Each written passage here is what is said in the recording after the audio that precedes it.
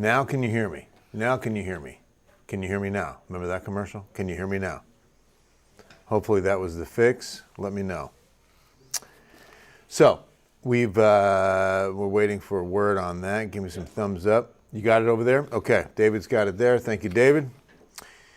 So back to our air quality monitors. As I mentioned, well, you saw it, so I don't think, and you saw the ozone action. But again, let's do what we can tomorrow to spare the air. New Braunfels in the house. Thank you, guys. What's happening, Zane? Hope you're having a good one. All right, one thing, the other part of this, when high pressure is on top of us, remember when the ridge builds, it's a sinking air motion that helps trap a lot of these lower level pollutants in our lower atmosphere, our troposphere. And then it also really reduces wind speeds. And so with winds under 5 miles per hour, in most cases all day today, that's going to definitely contribute to the bad ozone. Remember, ozone, good up high, bad nearby. So when it's not getting kicked out with a good breeze, we're breathing it in, and that's not good.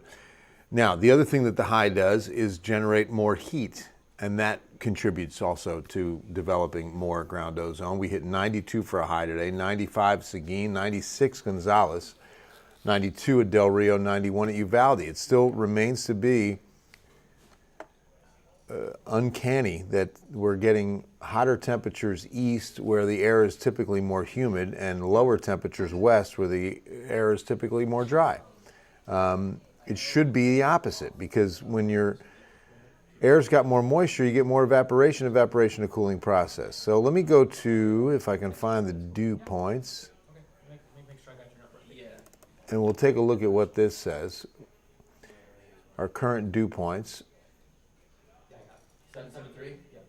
So they're higher, 58 Hallettsville, 58 Columbus, but then only 50 Del Rio. So it still doesn't make much sense to me that we're hitting higher temperatures east. Wacky stuff, man, wacky stuff. But let's take a look at the almanac. Where does our 92 stack up?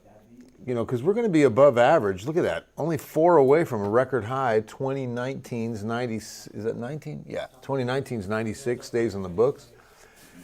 46, what a nice record low that is. 65 was a really nice morning this morning, right? Felt pretty good. And I think we'll be close to the same tomorrow morning. Let me just show you what we've got waiting for us. Temperature mostly clear, about 66, 67, upper 50s in the hill country. Oh, to wake up in Kerrville tomorrow morning, it's going to feel great. Then 93 to 95 tomorrow afternoon. And then here's a look at Thursday morning. Let's get that stopped right there. Very similar, maybe a couple ticks higher, but not bad at all, not bad. But you can still see there's just no chance of getting measurable rain in here, and let me show you why.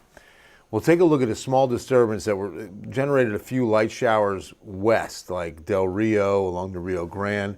Now you can kind of see that little piece of energy moving into East Texas, Arkansas, Missouri.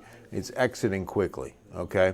And as it moves off to the east, we get more dry air in here. We get that ridge of high pressure coming in from Mexico northeast and covering us. So, and from this view, you can see our 2 hurricanes, Imelda and Humberto. Show you what's happening. Both of these storms will be no threat to the United States.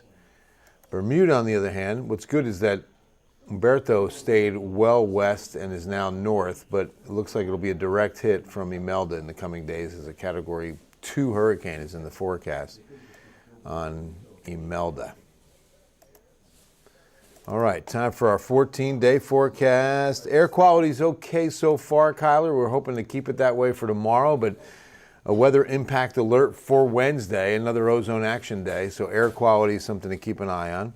Hey, Paul, when are we getting any good cold front? Yeah, nothing yet. Nothing yet. You can see a dip in temperatures for that weekend of the 11th and 12th, but boy, just not significant enough to say, you know, good cold front.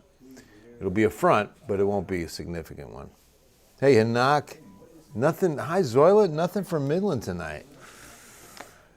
Statewide, high pressure in control. Hot days in Midland tomorrow. This is what we call our second summer, right? Because we just started fall, but now we're going back up to the mid-90s where we should be stopping in the 80s. And we're staying there. I mean, we don't see 80s until October 11th. And then we've got that one little rogue chance of getting an isolated, much-needed shower on Friday the 10th, only 20%. Hey, Marcy, Hanak, right? These mornings have been fabulous. Doing great, Anastasia. Hope you're doing good. That's going to wrap things up. I love you guys. God bless you. And we'll see you on Ken's 5 News at 10.